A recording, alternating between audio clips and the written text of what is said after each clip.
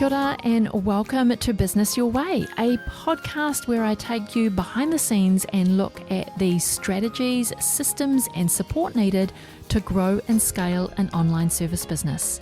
One that not only supports you and your family financially, but one that gives you the freedom to live the life of your dreams. I'm taking the many lessons learnt over the last 2 decades of running my own business and working with hundreds of clients to bring you what's working now conversations. I'm pulling back the curtain to bring you real stories from real people, including myself. We're going to talk about everything from how to get clarity on your vision, creating systems so you can automate and delegate, how to hire a kick-ass team that creates raving, returning and referring clients. We're even going to talk about how to kick those limiting beliefs to the curb so that you can flourish in your business. I'm your host, Sandra Julian, an Indigenous mama of 3, fashion-loving sewist and business strategist. Each week, I want to help you dream big, plan well, and do the work to grow and scale your business your way. If you're ready to scale your business, but you're not sure where to start, you can take my free 2-minute quiz to find out your agency owner persona and uncover how you can use your strengths to scale and streamline your business without compromising you and sacrificing your life. You can head over to the show notes for the link. It is sandrajulian.co/quiz. Hey friend, welcome to episode 58 of Business Your Way. I'm glad that you're joining me this week because we're going to dive into a topic that is at the heart of all agency businesses, because team is our biggest asset when we are running an agency. But knowing when to hire staff is a question that never gets any easier. So whether you're hiring your first staff member or your 10th staff member, knowing when to hire the next person is a question that we all grapple with as agency owners. You've heard the saying, hire before you're ready, right? This can be a super scary statement, but it is also a very true statement. Hiring staff requires us as business owners to make a shift in our thinking and a shift in our being. We have to become leaders. We have to become people managers, in addition to all the other hats that we wear as a business owner. It requires us to be accountable to our team in the same way that our team are accountable to us. I mean, for myself, there are some days that I just wonder, am I cut out for this? And I'm sure if these are my thoughts, they are not uncommon for other agency owners as well. Because having a team can be hugely exhausting, but it can also be highly rewarding. So in this episode, I want to give you some systems to implement into your business to make it easier to identify when you need to hire staff into your business or when you need to make the next hire into your business. And in this episode, I want to use myself as an example because we have just gone through a growth phase in my business, and I knew the staff that I wanted to hire as soon as I'd kind of hit this point in my business. I knew that if I get to this point, then that is when I need to hire this person. So I already knew ahead of time the next hire that I needed to make in my business.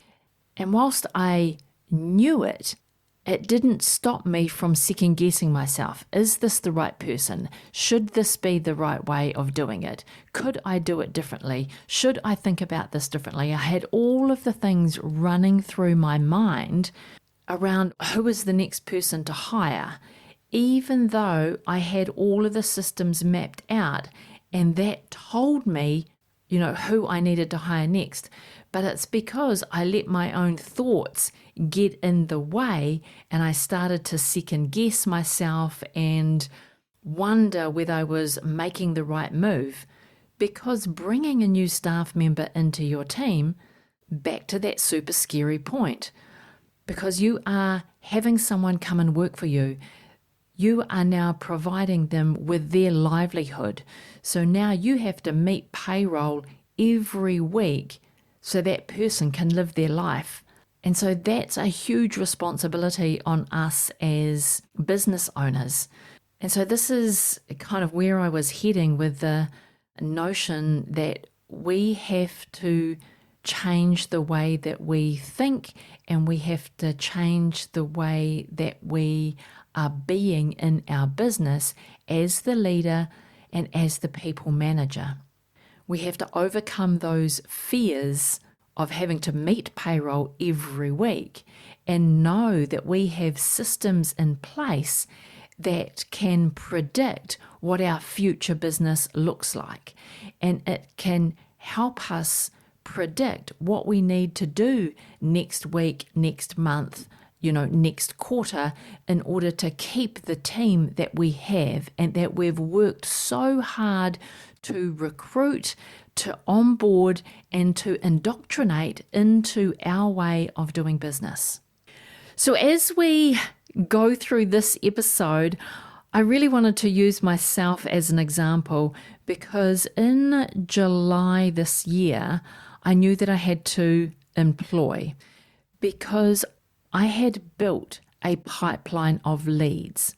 So this is the first system that I highly recommend that you put into your business. You have to know what's coming down the pipeline. You have to know what work is coming into your business. So you have to track your leads, you have to track your proposals, and you have to track your timeline. And when I say timeline, I mean a timeline of when the client is wanting the work done. So in my business, because we're an event agency, I need to plot out the event dates that my clients are coming to me with. Because we're a small agency, I have 3 people who are working in the agency doing client delivery work, as well as 3 people with non-client delivery work inside of my agency. So I still classify us as a small agency. And because I've only got 3 staff who are doing the client delivery work, that means that we are limited to how many events that we can do simultaneously. And I'm okay with that. But it does mean that I have to put a timeline in place to plot out when the event dates are hitting the calendar to make sure that I'm not doubling up on events on the same day, on the same month, and that they are spread out and that we can go and deliver the events without putting too much pressure on the team. Although November is a month where we are completely overloaded and stretched to our capacity, but that's a whole nother story. So system number 1 is to build a pipeline of leads. You want to be able to track your numbers as they travel through your sales funnel. So as an agency, my favorite lead generator is an appointment funnel. This is where you get your potential clients to book into your calendar and have a discovery call with you.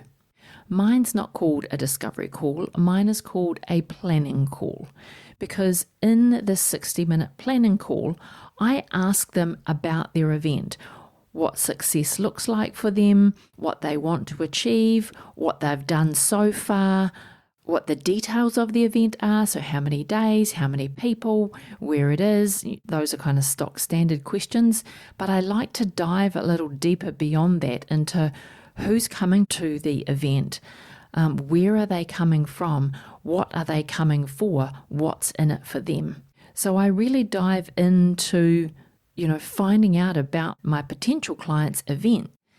And then I'm able to then return the conversation to them and say, well, based on what you've told me about your event, This is how I recommend we go around planning your event. So I call my discovery call a planning call.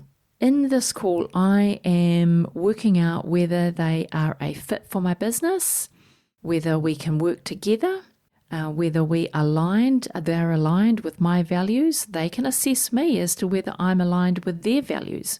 I can also assess whether the event that they want to do is an event that's within our niche, because I've really decided on the events that I do want to do and those that I don't want to do. So if it's an event that's outside of the scope of event that I want to do, then, the call doesn't go any further and I make a referral and refer them to other providers. So this is why this is my favorite lead generator type of system coming into my business. So get an appointment funnel. You get to talk to your potential clients one-on-one. You get to find out if they're a fit for you. They can also assess whether what you've got to offer is a fit for them, whether they are ready or whether they need to go away and do some more work before they come back to be ready to work with you. So that's really great. And that then helps me track my leads into my calendar, the timeline of events, and plot them out. From there, I can send each of these prospects a proposal. So that's the next phase in the appointment funnel, is the proposal. And then I can follow up with them on whether that proposal is something they want to sign off on and get to work on delivering their event. So having this pipeline of leads, knowing how many calls I've got coming into my calendar, so how many leads are hitting the pipeline. After the call, I know whether that is an event that is going to go ahead and I'm going to send them a proposal, or I know whether they need to go away and do more work before they're ready to work with me. And then once there's a proposal out for the consideration, then I can plot that on the timeline and know what that looks like. When the proposal is signed off, then I change colours and it's like, these are confirmed pieces of work. These are potential pieces of work. And so I know months in advance what's coming down the pipeline. And having this in my business has allowed me to know if I am ready to hire staff.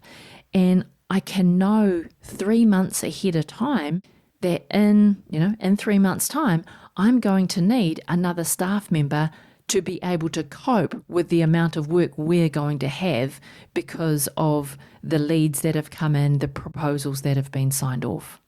So that's system number one that is really helpful to have in your business if you want to know when to hire staff. Because having that pipeline of leads and knowing what that looks like also allows you to project your sales.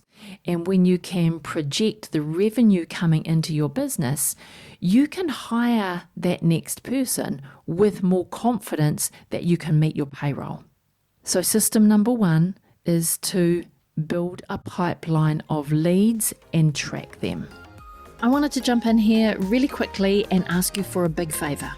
If you are loving this podcast and this episode, I would be grateful if you could share it with a friend. Or even better yet, jump over onto Instagram and share it on your stories. Don't forget to tag me, I'm sandrajulian.co. That really is the best way for others to find out about this podcast, and I thank you in advance. Alrighty, back to the episode. System number 2 is to create an accountability chart in your business well before you need it. So an accountability chart helps you know who is doing what and who is responsible for what inside your business. You have to spend some time identifying each seat, also called, a position. So a person doing a job, right seat, right person. So spend some time identifying every position in your company that you would need to deliver the services to your clients. Each position in your business will be defined with clear roles and responsibilities. And this isn't a snapshot of what your business looks like now. This is a big picture. If you were to realize and scale your business and you had a different person in a different position within your company that allowed you to deliver an amazing service to your clients, what would those positions be? And what responsibilities would each position have? And there's really no right way or wrong way to create your accountability chart.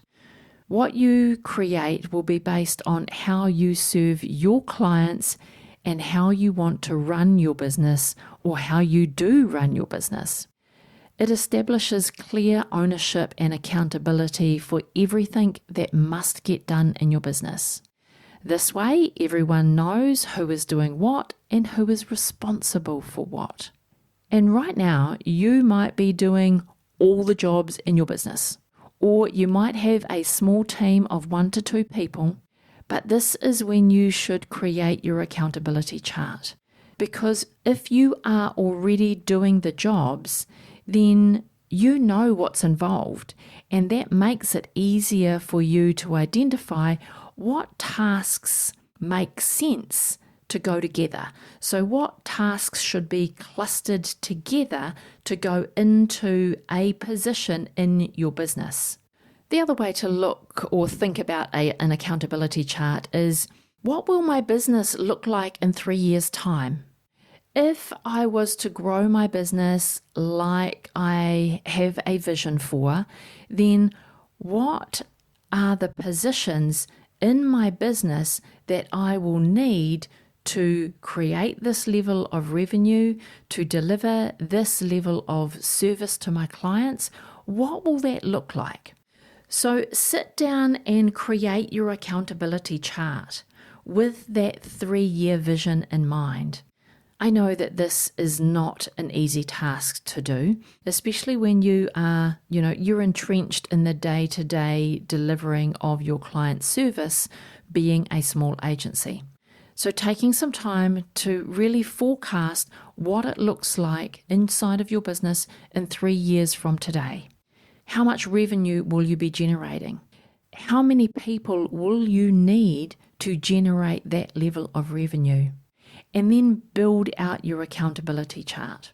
What position is needed? What responsibility will that position have in order to perform their role? And what area of the business does that fall into?